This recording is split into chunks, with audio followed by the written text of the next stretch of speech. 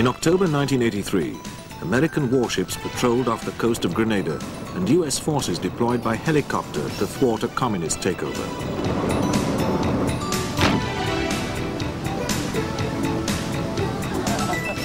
A year after her own successful invasion, Britain's Prime Minister, Margaret Thatcher, visited the Falkland Islands.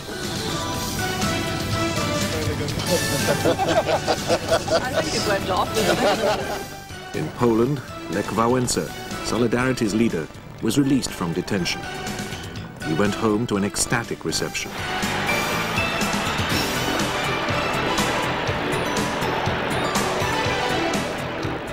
While in the Lebanon, 241 US Marines died in a suicide bomb attack.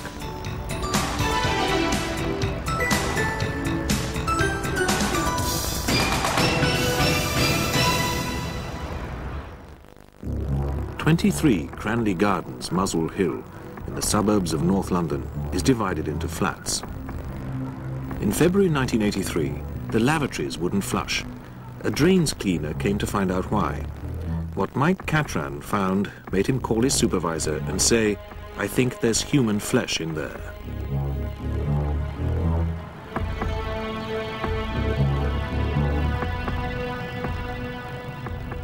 But as he later reported, they had a shock when they went back the next day. The mass had mysteriously disappeared from the manhole. They called the police, who found a few traces. When these were checked by pathologists, it was confirmed. They were human. The man who lived upstairs was named Dennis Nilsen. A tenant told the police she had heard him going up and down the stairs during the night. When Nilsen came home from work, Detective Chief Inspector Peter Jay was waiting for him. Jay told him that human remains had been found. Nilsen put on a show of being surprised, but Jay told him to stop messing about. In the front room of Dennis Nilsen's top-floor flat, Jay asked him, "Where's the rest of the body?" After a few moments' hesitation, Nilsen replied, "In 2 plastic bags in the wardrobe next door." Jay went to check. What he found made him arrest Nilsen at once. In the car going to the police station, Jay asked, "Are we talking about 1 body or 2? Nilsen replied, 15 or 16. As they interviewed him over the next few days, police began to build up a picture of the man who casually claimed so many victims. Dennis Andrew Nilsen was born on the 23rd of November 1945 in the coastal town of Fraserburgh in Scotland. His father was a Norwegian soldier who came to Scotland after the German invasion of Norway. In 1942, he met a local girl, Betty White, outside a cafe and married her. It was not a happy marriage, and the couple divorced. Dennis rarely saw his father, who was little more to him than a name on his birth certificate.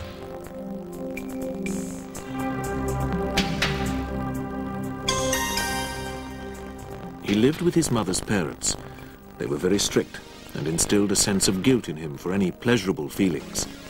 His fascination with death began at the age of 6, when he was shown his grandfather's dead body. Love and death seemed to have merged in his mind.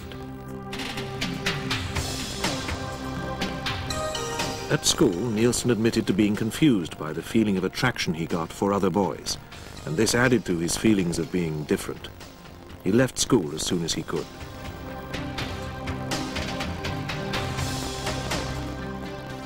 In 1961, he joined the army as a boy soldier, joining the catering corps in 1964. Still obsessed with death, he told of how he photographed a friend lying in a field as if killed in battle.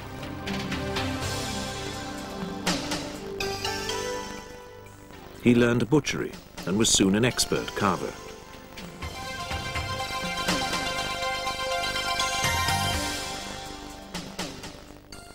With the catering corps, he traveled the world. First to West Germany. In 1967, he was sent to Aden, cooking for the men who guarded a prison.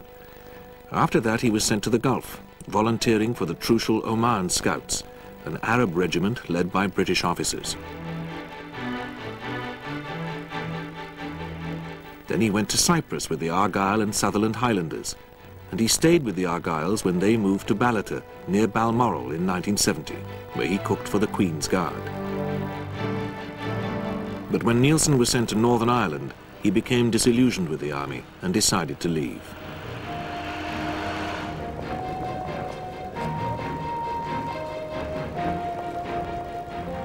Ex-Corporal Nilsen got a job as a security guard.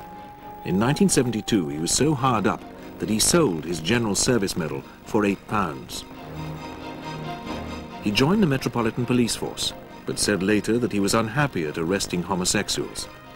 A year later, in 1973, he resigned from the police and joined the Department of Employment in March of 1974.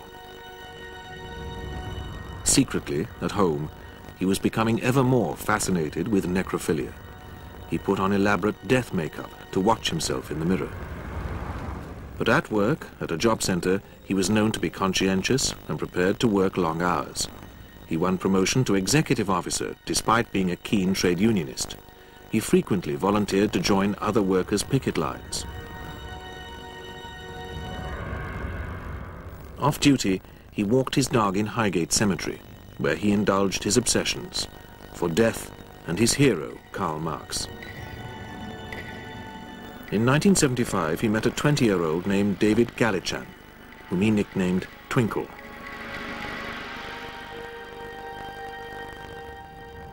They moved together to a flat in Melrose Avenue, Cricklewood. After 2 years, Galichan left. Feeling deserted and lonely, Nilsen's fascination with death intensified, and he admitted that some of the young men he started picking up never left the flat in Cricklewood. When he moved to Muswell Hill at the beginning of 1982, Nilsen went on killing, until his almost deliberate lack of caution allowed him to be arrested. Then he tried to be helpful to the police, but he couldn't remember all his murders. Nilsen thought the first one had been on the 30th of December 1978. He had woken up with an Irish teenager he had brought home to Melrose Avenue. He didn't want him to leave, so he strangled him. Nilsen couldn't recollect all the young men he had found in London pubs where homosexuals gather, but he had no trouble in picking up drifters who were looking for company, or for money, or just for a bed for the night.